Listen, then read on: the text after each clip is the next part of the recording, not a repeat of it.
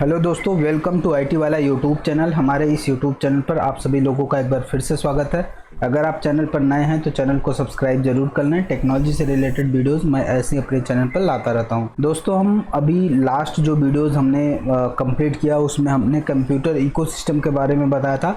Computer ecosystem में total 4 video हैं जिसमें हमने मल्टीपल कंपोनेंट्स, मल्टीपल हार्डवेयर जो कंप्यूटर टेक्नोलॉजी में यूज़ होते हैं, like RAM, hard disk, SSD, red, server, data centre, वहाँ पे कौन कौन से हार्ड डिस्क इंस्टॉल होते हैं, डेटा सेंटर कैसे कूलिंग के लिए यूज़ किया जाता है। तो जितनी भी चीज़ें हैं, ऑलमोस्ट जितनी भी टेक्नोलॉजी से रिलेटेड कंपोनेंट लगते हैं, सारे हमने डिटेल में एक्सप्लेन किया हुआ है। यदि आपने वो वीडियो नहीं देखा है तो आप वो वीडियो ज़रूर देखिए। कंप्यूटिंग इकोसिस्टम के बारे में आपको सारी चीज़ें समझ में आ जाएंगी। दोस्तों, हम आज इस वीडियो में सीखने वाले हैं व्हाट इज़ डीएनएस, एफक्यूडीएन क्या होता है, वाई लिनक्स यूज़, हम लिनक्स क्यों यूज़ करते हैं, what is the host name and operating system. इस वीडियो में हम जनरल कंप्यूटिंग कॉन्सेप्ट के बारे में समझेंगे कि ये चीज़ें क्या होती है। यदि आप कंप्यूटर टेक्नोलॉजी में जा रहे हो तो ये बहुत ही इम्पॉर्टेंट चीज़ है जो आपको पता होना चाहिए कि डीएनएस क्या होता है, एफक्यूडीएन क्या होता है, लिनक्स की यूज़ करते हैं, होस्ट नेम क्या होता है, ऑपरेटिंग सिस्टम क्या होता है। ओके, तो दोस्तों, इसमें इंटरव्यू से रिलेटेड भी क्वेश्चन पूछ सकते हैं आपको, जैसे व्हाट इज़ डीएनएस, डीएनएस का डिफ़ॉल्ट आईपी एड्रेस क्या होता है या सर्वर एड्रेस क्या होता है, होस्ट नेम हम किससे बोलते हैं, लिनक्स यूज़ करते हैं। तो हम फर्स्ट बात कर लेते हैं दोस्तों, what is the operating system. Operating system क्या होता है? Operating system is a software that manages the hardware and software resources of a computer. It provides a platform for other software to run on. Okay, operating system क्या होता है? Operating system basically जो हमारा hardware होता है, software, दोनों रिसोर्सों को use करके एक हमें इंटरफेस प्रोवाइड करता है। अब हम बात करें दोस्तों की सॉफ्टवेयर का, तो सॉफ्टवेयर होता है interface between the user and hardware. Hardware और यूज़र के बीच में जो इंटरफेस प्रोवाइड करता है, this is the called the software. Okay, example में हम बात कर लेते हैं दोस्तों, विंडोज़ का कोई भी ऑपरेटिंग सिस्टम हो सकता है, like Windows 10, Windows 11 and Windows 7, कोई सा भी विंडोज़ का ऑपरेटिंग सिस्टम आप ले सकते हो। लिनक्स क्या है? लिनक्स भी एक ऑपरेटिंग सिस्टम है। एंड्रॉयड क्या है? Android, this is called also a operating system. And इसका यूज़र बेस क्या होता है? यूज़र, फर्स्ट यूज़र हो गया, उसके बाद यूआई हो गया, यूआई के बाद ब्रेन हो गया, फिर एग्जीक्यूट होता है। This is the path for the operating system. And next one is the Windows Microsoft property software, PC, Windows 11, Windows 10। ये विंडोज़ के कुछ सॉफ्टवेयर हैं जो आपको बाय डिफ़ॉल्ट सिस्टम में इंस्टॉल मिलते हैं, लाइक विंडोज़ 10 हो गया, विंडोज़ 11, ये मोस्ट पॉपुलर ऑपरेटिंग सिस्टम है। और Windows server 2009 allow you to host services higher price. Okay, तो ये हो गया दोस्तों विंडोज़ माइक्रोसॉफ्ट का ऑपरेटिंग सिस्टम। ऑपरेटिंग सिस्टम क्या होगा? ऑपरेटिंग सिस्टम आपका हार्डवेयर और यूज़र के बीच में कम्युनिकेशन प्रोवाइड करता है, इस तरीके से भी आप बोल सकते हो।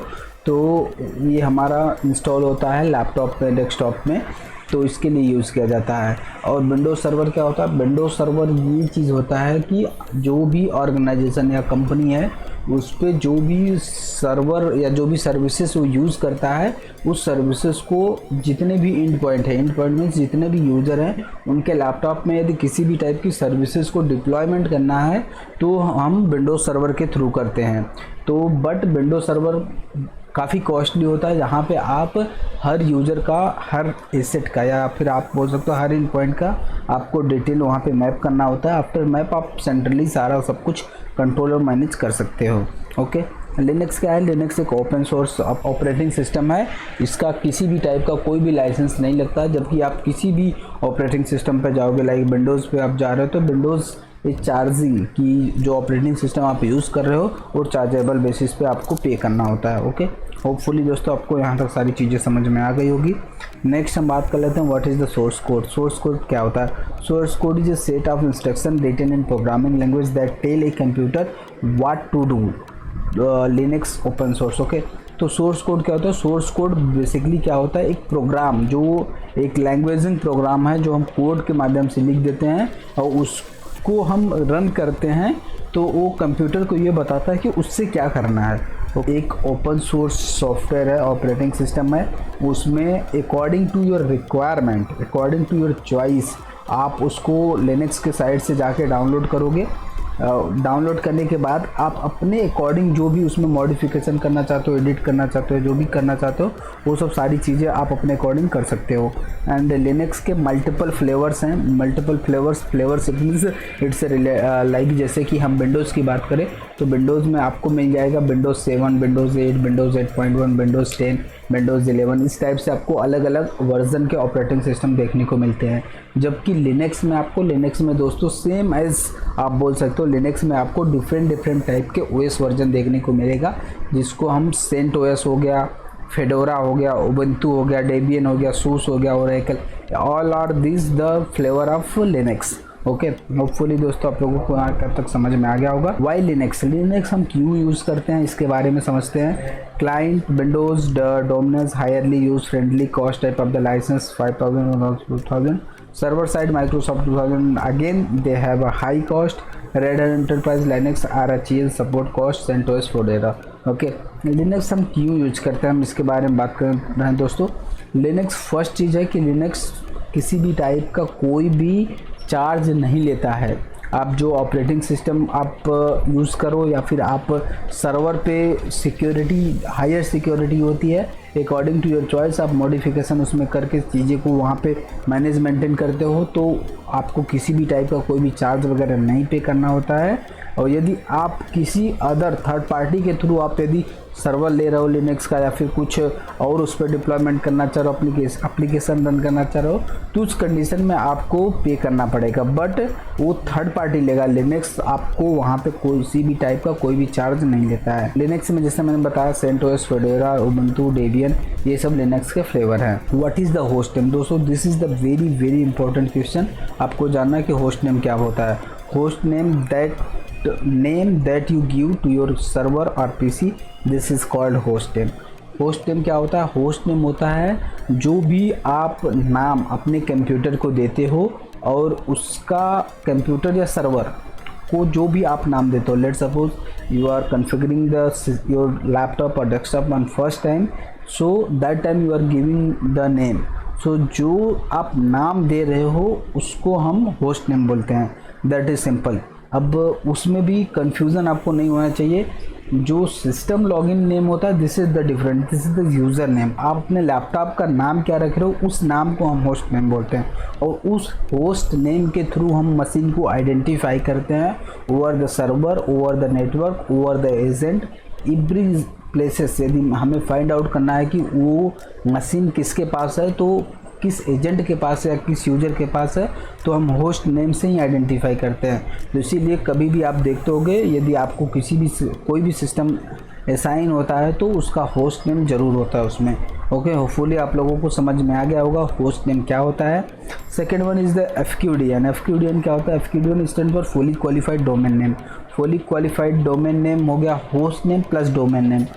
अब host name plus domain name, अब FQDN में जैसे आपका जो मशीन का नाम है प्लस डोमेन नेम, जो आपका ऑर्गेनाइजेशन का नाम है वो डोमेन नेम, दोनों को मिला करके हम FQDN बोलते हैं, जिसको हम फुली क्वालिफाइड डोमेन नेम बोलते हैं। अब फॉर एग्जांपल जैसे मान लीजिए हमारा एक लैपटॉप है, उस लैपटॉप का नाम हमने रखा machine1। machine1 is the host name. हमारे लैपटॉप का जो होस्ट नेम है दिस इज़ कॉल्ड machine1। अब हमारा डोमेन नेम क्या है? डोमेन नेम है itwala.com। तो machine1.itwala.com this is called the FQDN। FQDN stand for fully qualified domain name. यदि हम दोनों को मिक्स कर देते हैं तो हम कंप्लीट उसको FQDN एड्रेस बोल सकते हैं। ओके, होपफुली दोस्तों आप लोगों को FQDN समझ में आ गया होगा।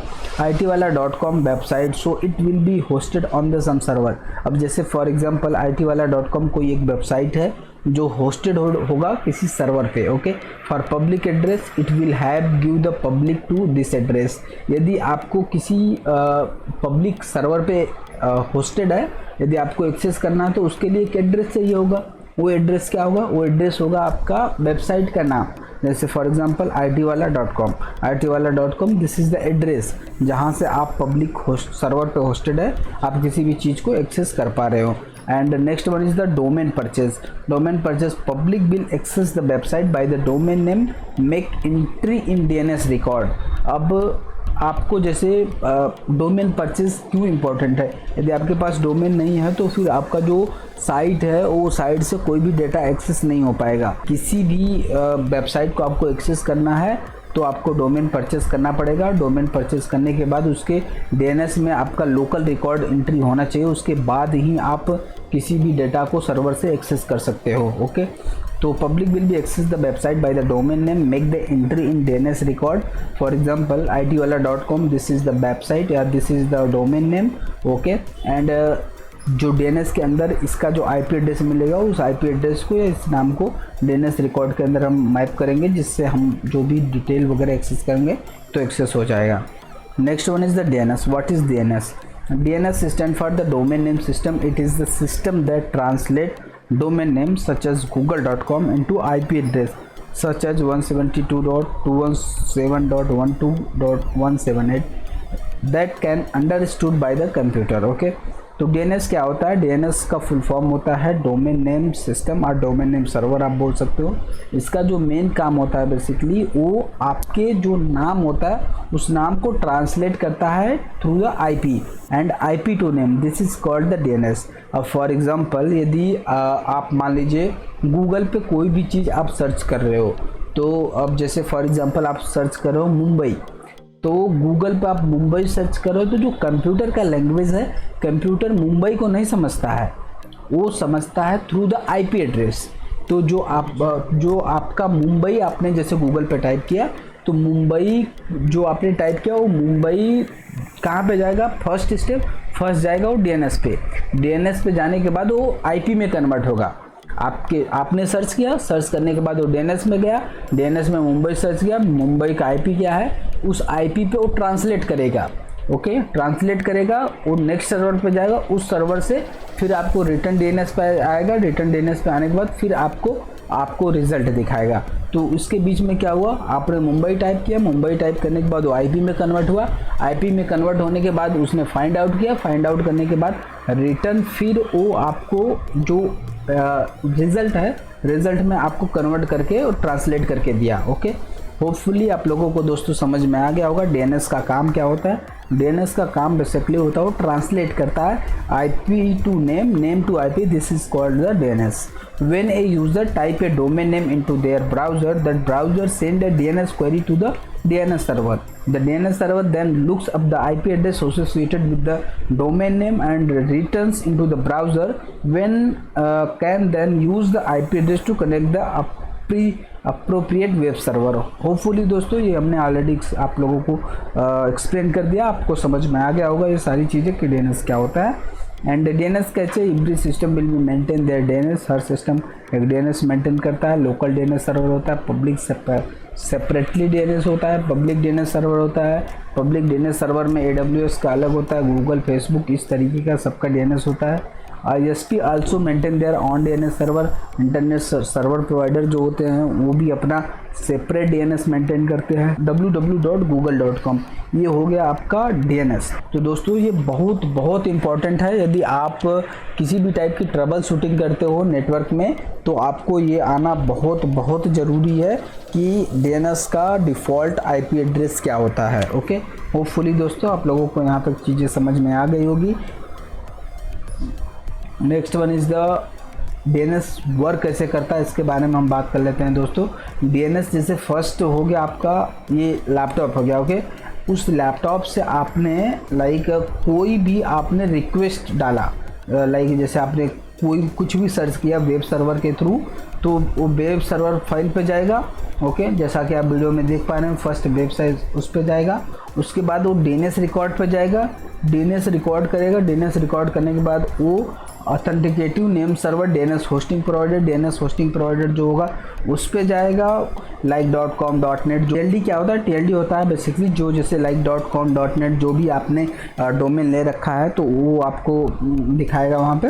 उसके बाद रूट सर्वर पे जाएगा, रूट सर्वर पे जाने के बाद वो रिजॉल्विंग नेम सर्वर और ISP, फिर आपका ISP पे जाएगा, उस ISP से उस क्वेरी को रिजॉल्व करेगा, उस चीज़ को रिजॉल्व करेगा। आफ्टर रिजॉल्व आपको रिजल्ट दिखाएगा। ये सब प्रोसेस में विद इन सेकेंड लगते हैं, जो इसकी वजह से आपका जो भी रिज़ल्ट वगैरह है, जो भी आप सर्च करते हो वो बहुत जल्दी आपको ब्राउज़र पे दिख जाता है। होपफुली आप दोस्तों आप लोगों को डीएनएस समझ में आ गया होगा। DNS is the very very important, interview वगैरह में पूछा जाता है कि व्हाट इज़ डीएनएस, डीएनएस का फुल फॉर्म क्या होता है, डीएनएस का डिफ़ॉल्ट आईपी एड्रेस क्या होता है। जैसा कि दोस्तों मैंने बताया डीएनएस का डिफ़ॉल्ट आईपी 8.8.8 और आप बोल सकते हो 8.8.4.4 होता है। ओके, होपफुली दोस्तों आपको यहाँ तक सारी चीज़ें समझ में आ गई होगी। आई होप दोस्तों आप लोगों को ये सारी चीज़ें समझ में आ गई होगी। जैसे मैंने इस वीडियो में सीखा what is DNS, what is FQDN, Linux use करते हैं, होस्ट नेम क्या होता है, ऑपरेटिंग सिस्टम क्या होता है, लिनक्स के अलग अलग ऑपरेटिंग सिस्टम के बारे में हमने बात किया, फेडोरा, उबुंटू, डेबियन,